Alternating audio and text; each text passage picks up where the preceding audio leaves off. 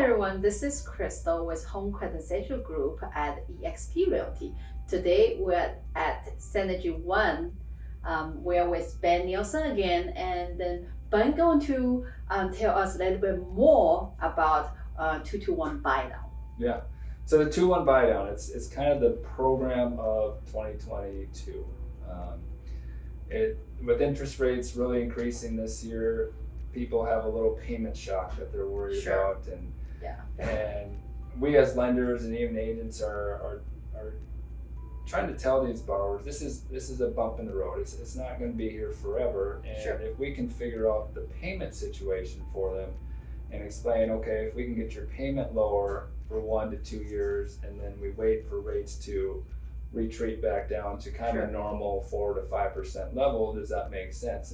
And to most borrowers it does, and when they look at the economy and really understand what's happening with inflation, they understand it. So once they explain the 2-1 buy down, they fall in love with it and they want to go. But then the next question is, well, when does it make sense? Yes. And that's the big thing, because the seller has to pay for the 2-1 buy down.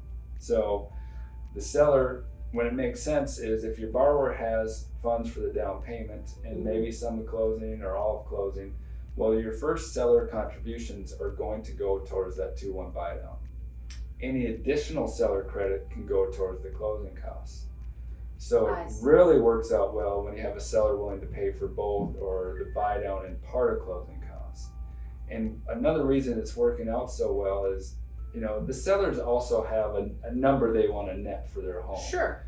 So in this market, a lot of homes are appraising more for what they are listed for, just due to what's happened the last year with inflated home prices a little bit and bidding war. So our appraisals are coming in at very good value, and most times over asking price. Sure.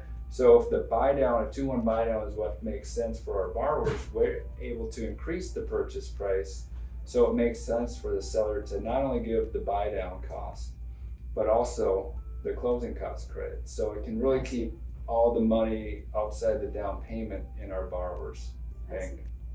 So the seller will be contributing to both closing costs and the buy downs, and then when that happens, it will make sense to the buyer. Yeah, absolutely. And if they do the buy down, even part of closing costs, as long as the borrower has funds, it really makes a lot of sense. It really bridges that gap of payment shock to the new borrower. And the thought again is, okay, inside of definitely 2 years, hopefully 1 year where they have that 2 point or 2 Sure. interest point lower rate, Sure.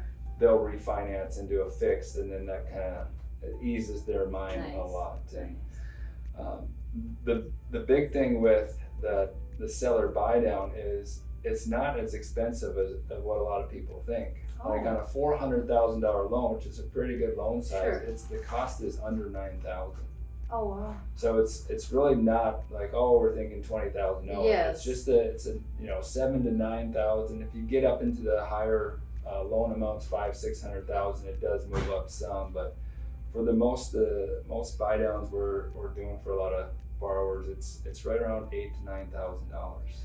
The other question I probably buyer would ask after, if they say, okay, that's good program, do they have a limit? Like, do they have a limit how much they can go up? Like, say you mentioned about $400,000 loan, can be the loan be 600,000 or 700,000, and then the Yeah. 2-1 buy down still apply to that? Great question. So every buyer would want to consult with their specific lender as far as their program's guidelines. Sure. We don't have, as long as you're under the conforming loan limit of $647,000, you're fine to use that buy down program. Oh wow. It does have to be for a primary residence. Sure. It does have to be for a single family residence, so not a duplex, not a manufactured home. Sure. So there are some guidelines, but overall it's just your conventional VA, FHA, USDA, single family primary I residence. see.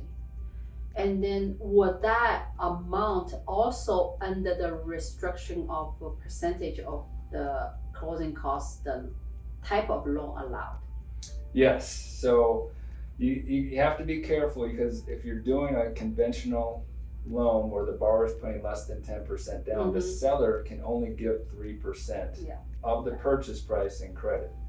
So if you're trying to get buy down expenses Sure. and closing Sure. costs, you're probably going to be over that 3% Yeah, I was threshold. going to say. So FHA makes it very easy, VA, USDA, or on a conventional loan, if your borrower is putting 10% more down, then that limit goes to 6%, and then you won't have That the makes problem sense. again. Yes, got Yeah. it. And the popular program is the 2-1 buy down. The 3-1 buy down, a few lenders have. We're going to be rolling out here in November as well, and that, you know, it costs more money because Sure. it's the third year. You're dropping it down a third percent, Sure. but it is available to borrowers coming here in November, and it really, you know, if we talked about 6.75, now you're Yes. sitting at 3.75. 3.75. Yeah, it's like, wow, it's a really good Yeah. payment, and to be honest, not every seller is going to be willing to give that much, but Sure. there are a lot of sellers that are and are looking to move and happy to get their home sold and do whatever is best for that borrower. Sure, definitely. And then the cost is similar calculated as the 2-1. Or? So it's going to be quite a bit more. So you can almost double it because you're going down another year, another percent. So I would say on a 3-2-1 buy down, anywhere from 15 to 20,000 total just for the buy down, wow. depending on the loan amount again. Yeah. But that your lender will calculate all that for you and get those numbers. Pretty easy formula once Yes. a rate's established. But Sure.